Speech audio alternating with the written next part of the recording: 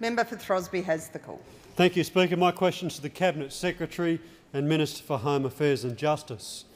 Will the Minister update the House on the progress in implementing the government's plan to strengthen Australia's anti-dumping regime and support our workers and manufacturers? The Minister for Home Affairs and Justice has the call. Well, thank you, Speaker, and can I thank the member for Throsby, and I know he's got a very keen interest in this area. Australia is a great trading nation, and boosting trade is critical to our success. One of the things that can threaten that is dumping. Dumping is cheating, pure and simple.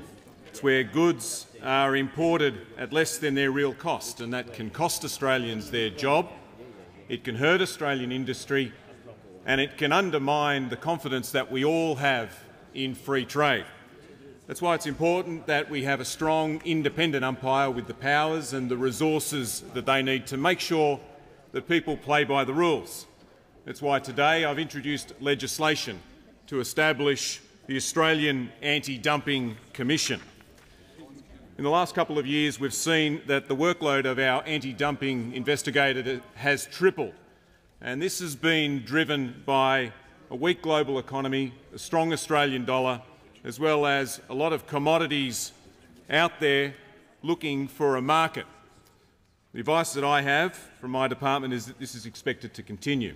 So last year I asked John Brumby, the former Premier of Victoria, to provide me with advice on the best structure for Australia's anti-dumping administration. He provided me with a number of recommendations. We've committed to implement all of them. The two major recommendations that he made were the establishment of this commission and the allocation of additional resources for these investigators. And we will do this too. We'll allocate an additional $24 million over 4 years, and that will mean that we will almost double the number of anti-dumping investigators. This has been backed by business and it's been backed by unions. Innes Willicks from the Australian Industry Group said of these reforms, they'll strengthen the system's effectiveness, improve its administration and make anti-dumping procedures more accessible for all affected businesses.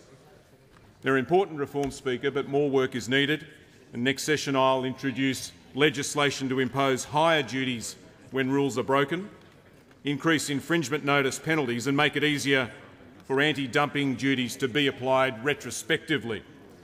These will, of course, comply with our WTO obligations. The purpose of all of this is to make sure that people play by the rules. And to do that, you need a strong, independent umpire with the powers and the resources they need.